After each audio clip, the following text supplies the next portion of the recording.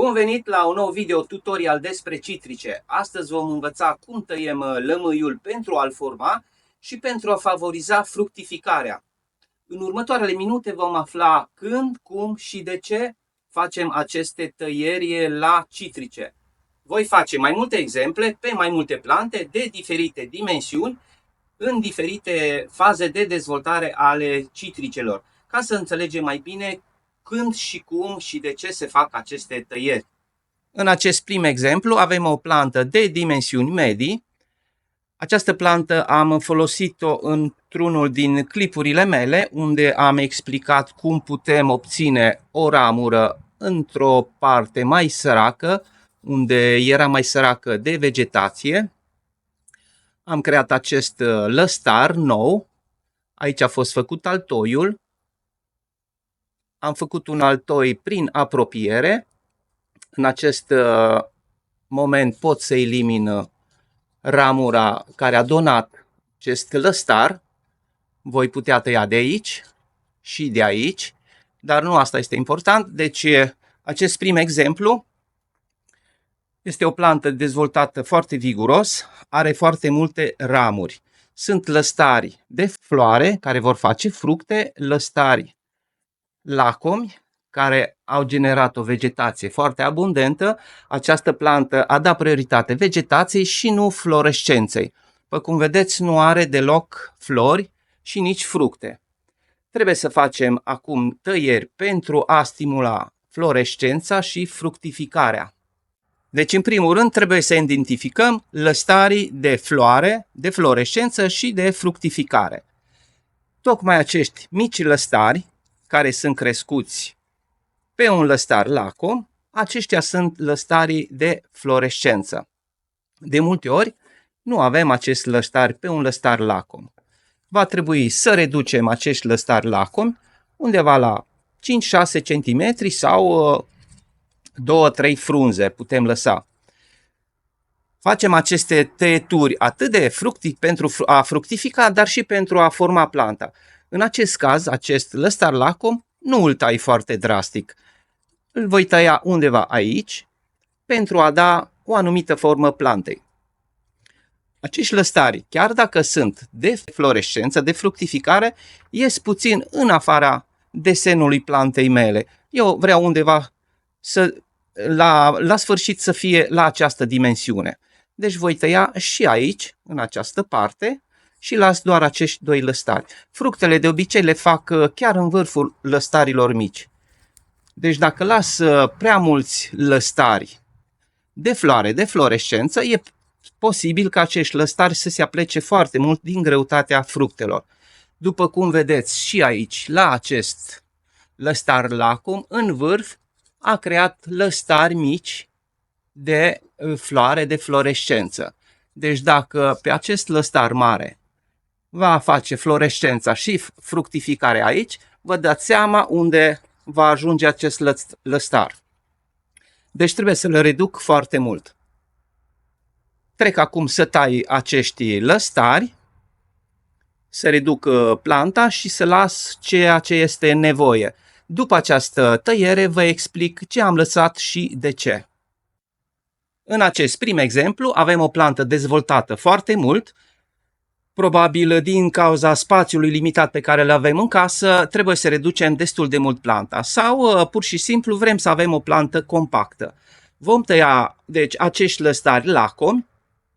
Încep cu acest prim lăstar care am spus că îl voi elimina în această zonă pentru a lăsa și structură plantei. Din această zonă vor pleca 2 sau 3 lăstari, la fel ca și acesta de fructificare. Următorul lăstar pe care îl tai este acesta central, care duce structura plantei. Am deja lăstari de fructificare, 1, 2, 3. Am să-l reduc în această zonă, atât pentru a facilita fructificarea, dar și pentru a da formă coroanei. Cu o farfecă ce taie foarte bine, dezinfectată în prealabil. Pentru a da o formă cât mai armonioasă plantei, pentru a crea coroana, este bine să ne îndepărtăm puțin de plantă, să observăm unde trebuie să facem aceste tăieri. După cum vedeți, deja se vede în această zonă, trebuie să tai aici. Fac 1, 2. Apoi ne îndepărtăm din nou. Dacă trebuie, mai putem reduce acei lăstari. Acei lăstari au fost lăstari lacomi, care vor genera imediat aici, după frunze, alți lăstari ca și acesta, lăstari de fructificare. Acesta este un lăstar de fluorescență. Chiar dacă este de fluorescență, este lung, pot să-l reduc de aici. Ultimul lăstar lacom, care a crescut abundent, îl voi reduce mai întâi de aici. Vedeți această bifurcație și la el. Această bifurcație, mai întâi îl reduc din această zonă, las 2-3 frunzulițe, pe care mă îndepărtez din nou să observ structura plantei. Se vede clar că mai este de tăiat. Chiar dacă acei lăstari sunt lăstari de fluorescență, îi voi reduce și pe ei. Urmăresc unde pleacă primul lăstar secundar de pe acest lăstar de fluorescență. Vedeți, acesta este lung, dar undeva mai jos, mai la bază, este un alt lăstar de fluorescență. Și îl voi tăia de aici. Mă îndepărtez din nou și văd că rămâne o parte în afară, îl reduc de aici. Am lăsat această zonă pentru fructificare. Mă îndepărtez din nou și urmăresc acest lăstar. Și acest lăstar pot să reduc de aici până în această zonă. Las acest lăstar de fluorescență pentru viitoarele fructe. Deja începe să prindă forma acest lămâi. Urmează partea din stânga și acesta este de tăiat destul de mult. Plec din vârf și urmăresc unde sunt lăstarii de fluorescență. Și acesta este un lăstar de fluorescență și acesta, dar mai am unul micuț aici. Voi direcționa toată puterea plantei pe acest lăstar să îl mai dezvolte și să-mi facă fructificarea în această zonă. Dacă mă îndepărtez acum, văd deja o altă structură a plantei, mult mai compactă. Pot să reduc și de aici vârful acestui lăstar. Eu zic că deja este aproape gata. Mai trebuie să fac câteva tăieri în interiorul plantei pentru a ajunge mai multă lumină în interior, pentru a fi mult mai ventilată acea zonă, fiind mai ventilată și ajungând mai multă lumină, mai mult soare în interiorul plantei, este mai puțin expusă la bolile fungice și la atacurile insectelor. Care sunt lăstarii pe care îi voi elimina din interior? În primul rând, identificăm lăstarii ce se încrucișează sau dublurile. Dublurile sunt acei lăstari ce fac același lucru, deci ocupă același spațiu. După cum vedeți, aici este un lăstar ce merge în interiorul plantei, se încrucișează cu alți lăstari, cu alte ramuri. Pe acesta îl tai de aici. Am dat mai multă lumină în interiorul plantei și în plus nu este un lăstar ce se încrucișează cu un alt lăstar. Am tăiat toți lăstarii lacom, am lăsat toți lăstarii pentru a fructifica, am eliberat puțin în interiorul plantei, nu am exagerat. Trebuie să ținem cont că este bine să tăiem de mai multe ori pe an, să nu avem toți acei lăstari atât de mari. Dacă facem 2-3 tăieri în verde, este suficient. Făcând mai multe tăieri în verde, putem obține mai mulți lăstari de fructificare. Aceste tăieri se fac întotdeauna înainte de a intra în fluorescență.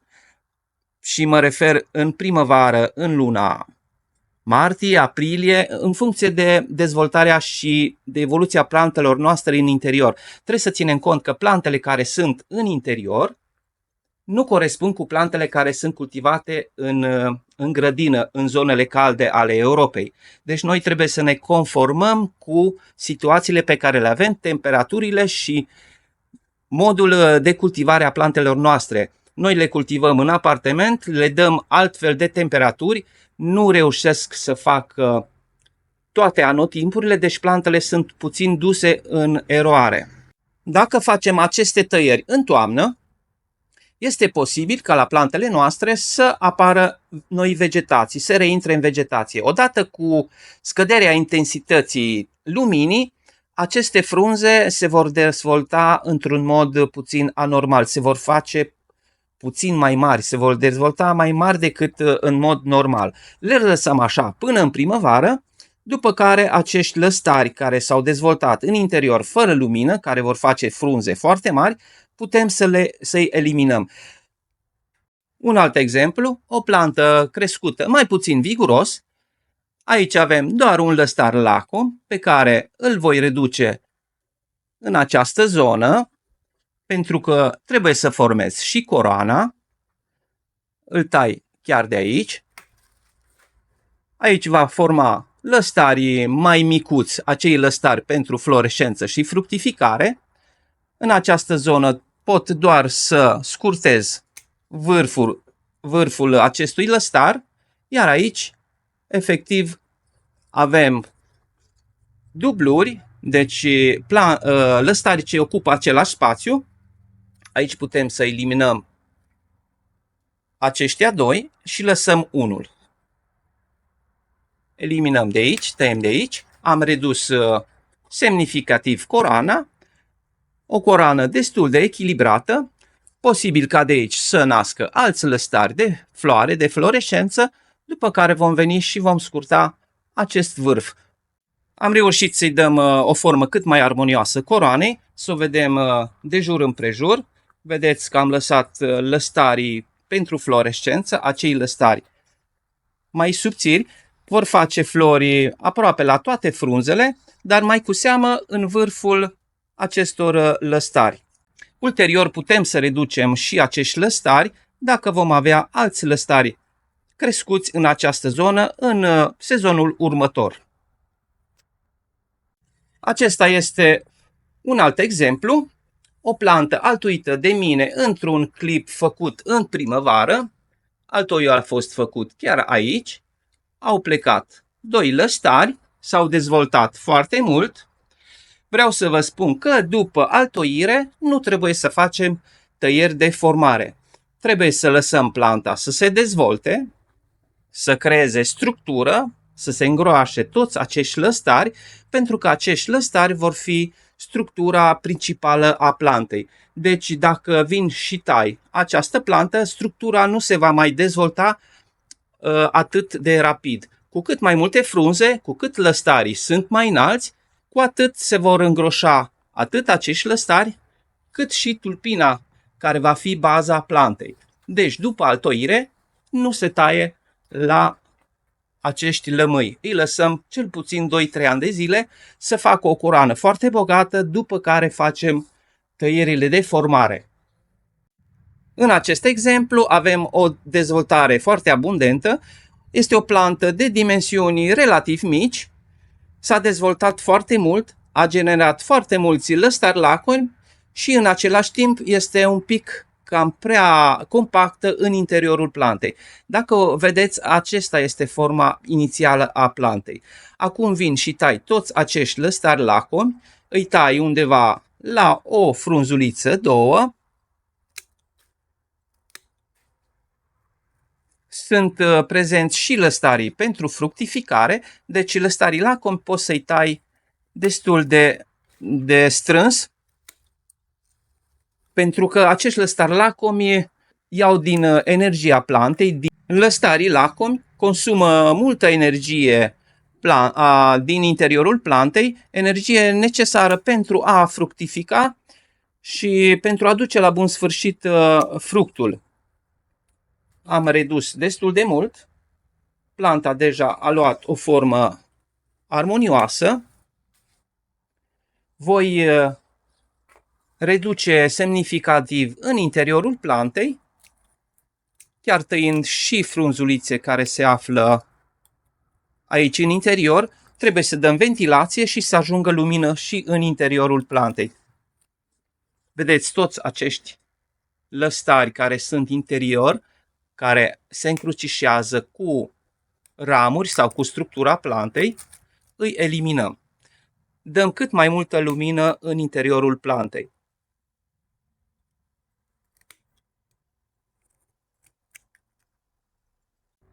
Dacă avem un butaș care a reușit să înrădăcineze, care a reușit să intre în vegetație, nu tăiem acești lăstari. Exact ca și la plantele altoite, lăsăm lăstarii să crească foarte mari, să creeze structură butașului nostru. Ce putem face? Lăstarii care sunt crescuți imediat de lângă baza plantei, putem să îi tăiem. Îi tăiem cât mai aproape de inel, ca planta să reușească să cicatrizeze această tăiere. Aici avem un alt exemplu, o plantă ce a pierdut vegetația în această parte dintr-o cultivare necorespunzătoare. Am schimbat substratul, a reintrat în vegetație și în acest moment ne aflăm cu câțiva lăstari care s-au dezvoltat după schimbarea substratului. Pentru a crea o coroană mai compactă, am să vin să reduc acești lăstari undeva la 10 cm. Deci nu tai foarte strâns. Deja planta este săracă în vegetație și totuși vreau să am vegetație în această zonă. Constrâng planta să înceapă să creeze muguri și în această zonă. Sau, pur și simplu, cum ați văzut în primul exemplu, pot să iau acești lăstari și să-i altoiesc în această zonă, să-mi creez vegetație în această parte. Deci putem lăsa acești lăstari să se dezvolte, să fie lungi, apoi să-i altoim în aceste zone. Aveți un clip făcut special pentru această tehnică. Un alt exemplu, o plantă de dimensiuni mult mai mari. Dacă vrem să reducem la această plantă coroana, nu avem decât să tăiem puțin vârfurile acestor lăstari. Tot acești lăstari nu sunt lăstari lacomi, tot acești lăstari vor face florescență și vor intra în fructificare. Și această plantă este una dintre acele 100 de plante la care le-am schimbat substratul, care au reintrat în vegetație în această primăvară.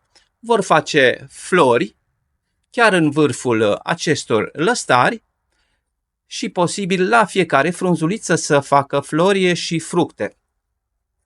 Deci dacă aveți o plantă în această situație, eu zic că nu este nimic de tăiat. Avem doar puțin de eliberat această zonă în interiorul plantei, să dăm mai multă lumină. Vom tăia întotdeauna lăstarii uscați sau mai slab dezvoltați, cum ar fi acesta. Este un lăstar uscat sau un lăstar care nu a mai intrat în vegetație. Putem tăia lăstarii care merg în interiorul plantei, care ocupă acest spațiu și nu lasă lumină și ventilație în interior. La această plantă a fost puțin de tăiat. O altă plantă de lămâi de dimensiuni considerabile, după cum vedeți, a avut o dezvoltare mult mai excesivă în această parte. Trebuie să echilibrăm planta, să dăm posibilitate și această parte să se dezvolte. Deci voi tăia toți acești lăstari lacomi, lăsând întotdeauna 3-4 nozi, 3-4 frunzulițe. Chiar dacă este un lăstar de florescență, îl voi reduce și pe acesta. Din această zonă vor fi alți lăstari mai micuți de florescență.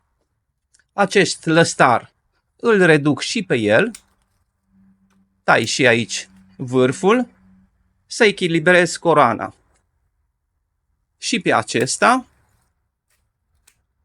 efectiv, am echilibrat considerabil această parte. Când se va umple și în această zonă de vegetație, voi face o altă tăiere pentru formare și fructificare. Avem în interior câțiva lăstari care nu lasă lumina să intre în interior. Pe aceștia îi tai.